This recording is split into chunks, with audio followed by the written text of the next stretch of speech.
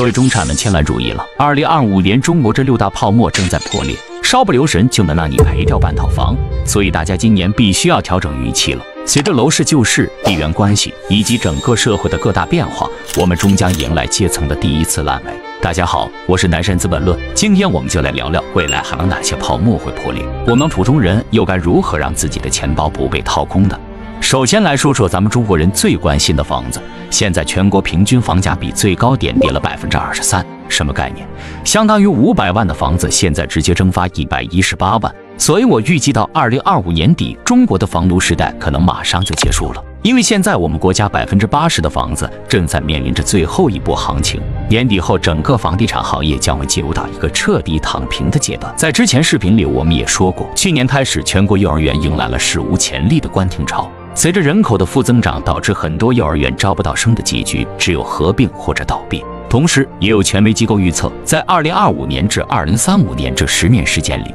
整个社会将会迎来大规模的退休潮。如果把这两者结合起来看，就会发现未来很有可能发生的一个现象，就是曾经依赖的人口红利已经消亡。再说最近爆火的黄金，随着全球金价应声突破每盎司2900美元大关，创下历史新高。但是全国90%的金店都在搞一口价套路，比如你准备结婚想买3斤，标价3万8的镯子，实际克重只有30克，算下来每克1266，这还不算完。同样是买金条，商业银行自有品牌金条的回购价往往比交易所报价低2%到5个点，而选择黄金积存业务的投资者，在赎回时可能遭遇以克计价向以金额计价的隐性转换损失，这些细节都在悄悄吞噬着看似稳健的收益。接下来要说的绝对颠覆认知，就是所有买了电动汽车的朋友都亏麻了。知道今年电池成本降成什么样了吗？碳酸锂价格从60万1吨暴跌到10万1吨，相当于每辆车的电池成本直降80%。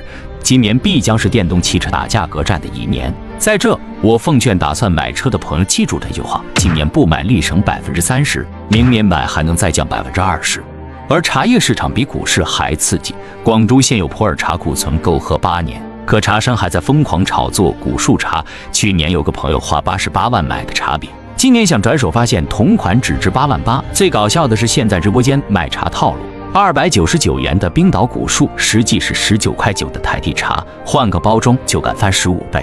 最后这个翡翠骗局最伤人，你们在直播间看到的帝王绿手镯，真实进货价不到售价的3%。有个主播说漏嘴，标价30万的镯子成本就9000。更可怕的是，现在必货翡翠能够检测，用强酸浸泡后再注胶，待半年就变浑浊。记住这个公式，看到标价直接减的0再除以3，那才是真实成本。最后我想说，在泡沫破裂后的废墟上重建方舟并非易事，但只要我们掌握正确的自救与重生之路，就能在历史的洪流中乘风破浪，成为新规则的参与者而非旁观者。记住，真正的救赎不在于挽救昨日泡沫，而在于重构明日的生存坐标系。关注南山资本论，下期节目更精彩。